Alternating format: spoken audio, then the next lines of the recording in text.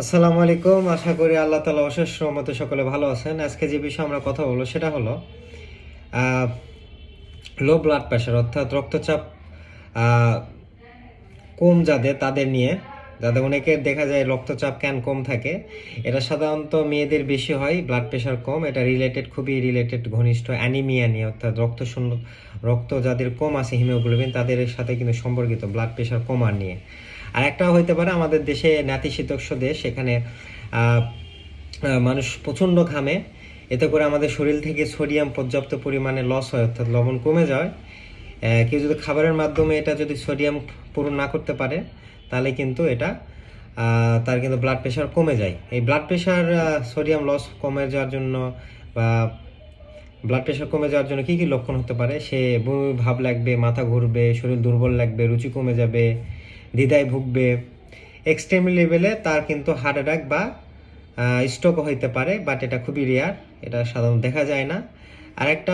আরেকটাও আমরা জরিপে দেখি যাদের ব্লাড প্রেশার দেখতে পাচ্ছে হাই লেভেলে, যাদের কিন্তু হাইপার ইনসুলিমিয়া, যাদের মানে সমস্যা থাকে, যেমন তাদের যদি ইনসুলিন লেভেলটা বেশির জন্য ব্লাড প্রেশারটা হয়, তারা কিন্তু লো ক্যালোরি ইনটেক করে, অর্থাৎ তারা সোডিয়ামকে কাট ডাউন করে, সোডিয়াম কম খায় এবং লো ফ্যাট খায়।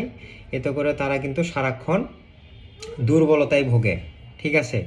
বাট তাদের উচিত ছিল, যাদের হাইপার ইনসুলিমিয়া যাদের রোগ, তাদের কিন্তু লো কার্বস ডায়েট খাওয়া, অর্থাৎ তাদের কম কার্বোহাইড্রেট খাওয়া। এতে করে তাদের ইনসুলিন লেভেলটা যেন ঠিক থাকে। এই লো কার্বস ডায়েট এরা সাধারণত কি, অর্থাৎ কার্বোহাইড্রেট কম খাবে, যেমন ভাত কম খাবে, রুটি, দেন হলো চিনি, সাদা চিনি, দেন চিনি জাতীয় যতগুলো খাবার আছে, দেন হলো আপনার ময়দা তৈরি যতগুলো খাবার আছে, এটা তো সুগার থাকে।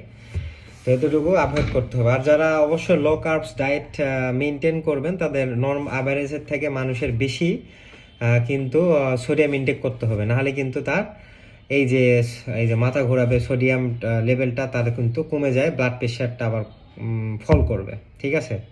তাহলে একটা মানুষের ডেইলি সোডিয়াম লেভেল সাধারণত 1500 থেকে কতটুকু নিট সোডিয়াম খাওয়ার লবণটা 1500 থেকে 3000 মিলিগ্রাম, আর অ্যাভারেজ মানুষের 2000 মিলিগ্রাম। আর যাদের অতিরিক্ত ঘামের বা মাইগ্রেনের সমস্যা আছে, তারা অবশ্য আরও বেশি খাইতে হবে দিনে।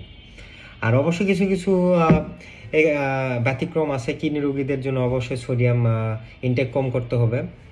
আর যাদের অবশ্যই ফাস্টিং রোজা রাখবেন, লং টাইম সামনে আমাদের রোজা, আর হলো লো কার্বস ডায়েট যারা মেনটেন করবেন, তাহলে তারা অবশ্যই কিন্তু এই সোডিয়াম লেভেল যা না কমে যায়, অবশ্যই তাদের প্রতিদিনের খাবারে সোডিয়াম থাকতে হবে খাবারে।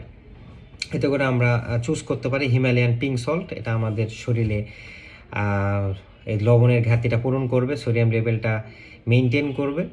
তো সকলেরই এই যে হিমালয়ান পিঙ্ক সল্ট খাওয়া দরকার। এবং অবশ্যই যাদের মহিলাদের হিমোগ্লোবিন টেস্ট করা উচিত, কারণ হলো ব্লাড প্রেশার কমে যাওয়ার সাথে যে অ্যানিমিয়ার সম্পর্ক আছে, তার হিমোগ্লোবিনের কী অবস্থা এটা দেখা উচিত।